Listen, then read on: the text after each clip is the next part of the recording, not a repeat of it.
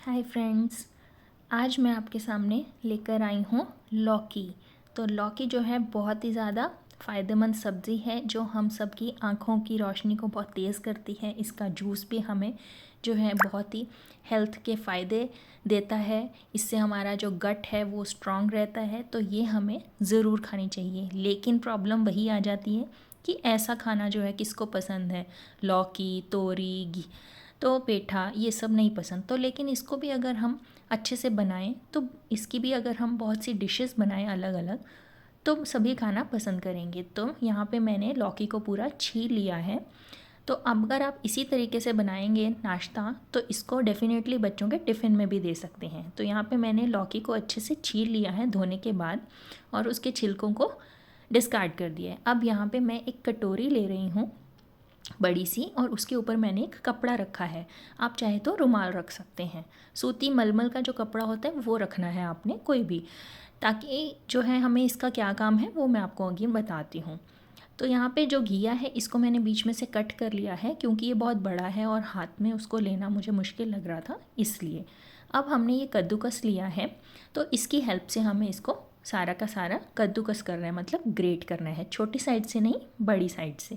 तो यहाँ पे बस यही काम है कि हमने ये पूरे के पूरे घिए को या लौकी को जो है ग्रेट कर लेना है। हम यहाँ पे घिया भी बोलते हैं इसको पंजाबी लोग, और कुछ लोग इसको लौकी बोलते हैं, कुछ जो है कद्दू भी बोलते हैं।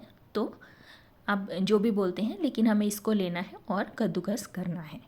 इससे जो है इतना बढ़िया नाश्ता बन के तैयार होगा कि यकीन मानिए आप जो है इसको ज़रूर खाना पसंद करेंगे। और बच्चों को लंच में भी देना बहुत ही फ़ायदेमंद है, क्योंकि सब्जी लगा के तो बच्चे रोटी कम ही खाते हैं या सब्जी थोड़ी सी खाई बाकी छोड़ दी, तो इसलिए ये ऑप्शन बहुत ही अच्छा रहेगा।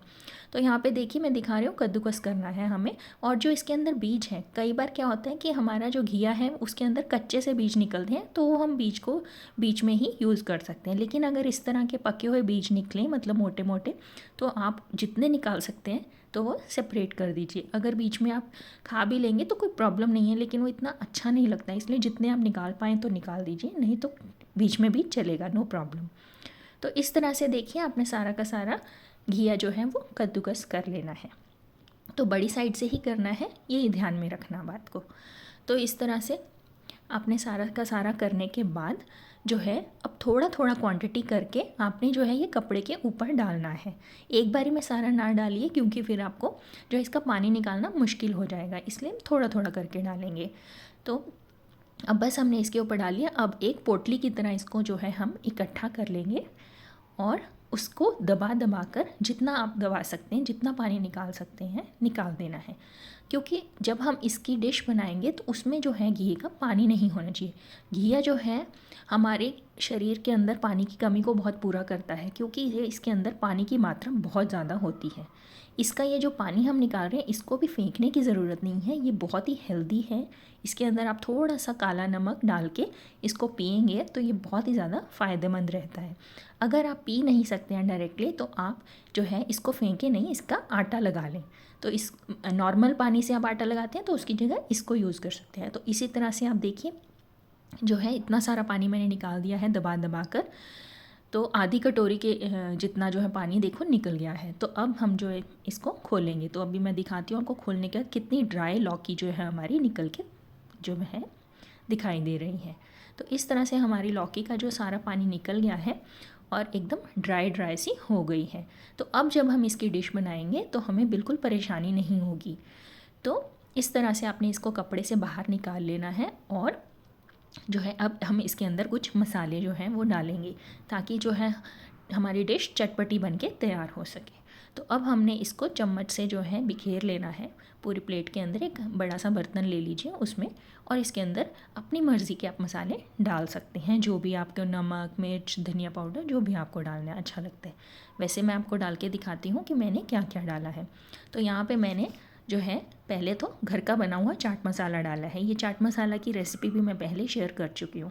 इसके अलावा चिली फ्लेक्स डाल रही हूँ मैं यहाँ पर। ये ऑप्शनल है, अगर आपके बच्चे नहीं खाते हैं तो स्किप कर सकते हैं।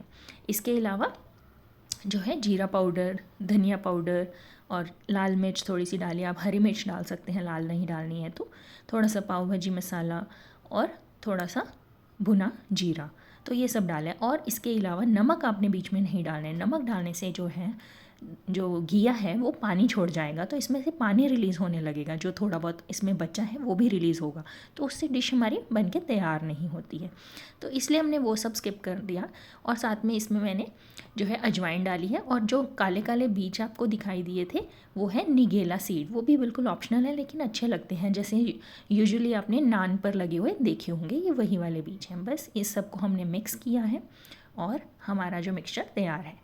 अब जो घर का नॉर्मल आटा होता है आपने वो लेना है, सूखा आटा लगाकर एक छोटी सी रोटी बेलनी है, बिल्कुल जैसे हम रोटियां बेलते हैं बिल्कुल वैसे ही, परांठे जैसे।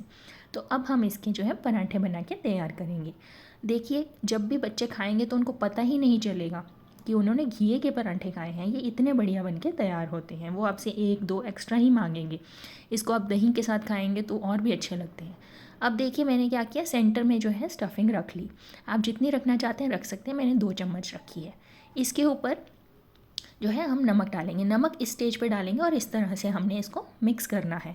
और क्विकली जो है इसके बाद इसको हमने फोल्ड करके रोटी को बेल देना है, बिल्कुल परांठा हमारा बन के तैयार हो जाएगा। अब इस तरह से बनाने का ये भी फ़ायदा है कि घर में कोई नमक ज़्यादा खाता है कम खाता है तो आप जो है उस हिसाब से उस पर्सन के हिसाब से नमक डाल सकते हैं। और नमक इस स्टेज पे डालने से क्या होता है, पानी नहीं छोड़ता हमारा पराठा। अगर हम पहले डाल देंगे तो हमारे पराठे जो है बेलते वक्त फटने लगते हैं, तभी हम जो है पराठा बेल नहीं पाते। तो अगर फिर भी आपसे ये नहीं बेला जाता है, तो आपका जो है पराठा फट रहा है बेलते वक्त, तो आप इसके अंदर भुने हुए जो चने होते हैं उसको पीसकर वो आप चूरा जो है उसके अंदर डाल सकते हैं। देखिए मेरा पराठा एकदम बढ़िया बन के तैयार हुआ है, बिल्कुल भी चिपका नहीं है, जो है बेलन पर भी नहीं और चकले पर भी बिल्कुल नहीं चिपका। इधर से तवा गर्म हो गया है तो मैंने उस पर डाल दिया। एक और बना के मैं आपको बिल्कुल ऐसा ही दिखाती हूँ।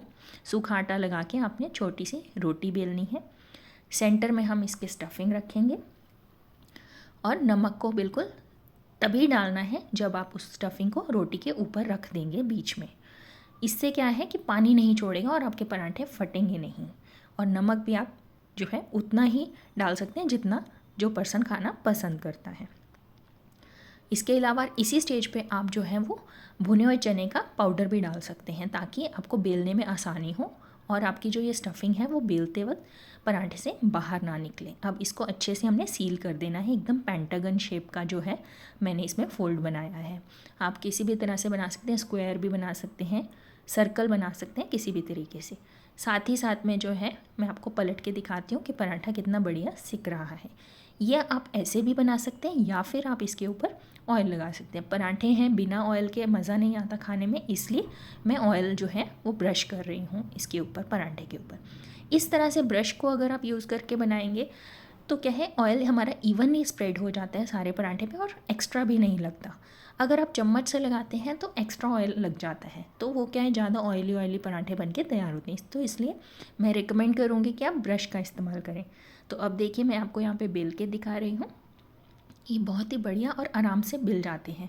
इसके लिए आपको कोई एक्सपर्ट होने की ज़रूरत नहीं है, चाहे फर्स्ट टाइम बना रहे हैं तो भी आप बना सकते हैं। बिल्कुल आपने आज तक रोटी नहीं बनाई तो भी आप बना सकते हैं, ये इतने आसान हैं क्योंकि हमने इसके अंदर से सारा पानी निकाल दिया, तो इसको बेलना बहुत आसान है।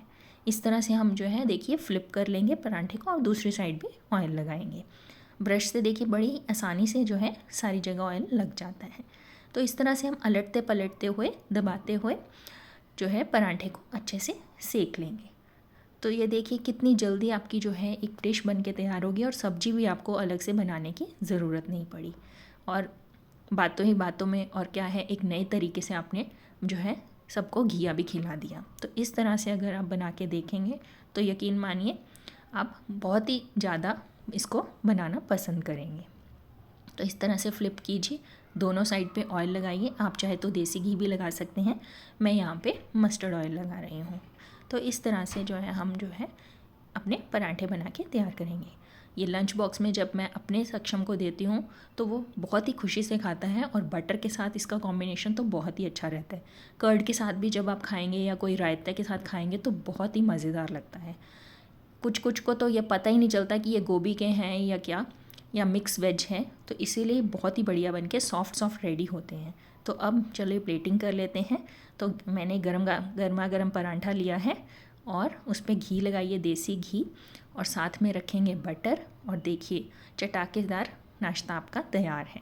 इसको आप लंच में एंजॉय कीजिए, इवनिंग स्नैक्स में एंजॉय कीजिए, बहुत ही मज़ेदार लगता है।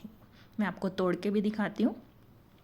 ये इतने सॉफ्ट बन के तैयार होते हैं कि पेट भर जाता है लेकिन मन नहीं भरता है। तो अभी मैं आपको इसको तोड़ के दिखाती हूँ। कितना जो है देखिए, कितना अंदर से घिया जो है बाहर की तरफ आ रहा है, कितना बढ़िया फ्लफ़ी और एकदम हर जगह से फिल्ड पराठा हमारा बन के तैयार हुआ है। तो आप भी ये ज़रूर ट्राई कीजिए और बताइए कैसी लगी recipe. Till then bye bye.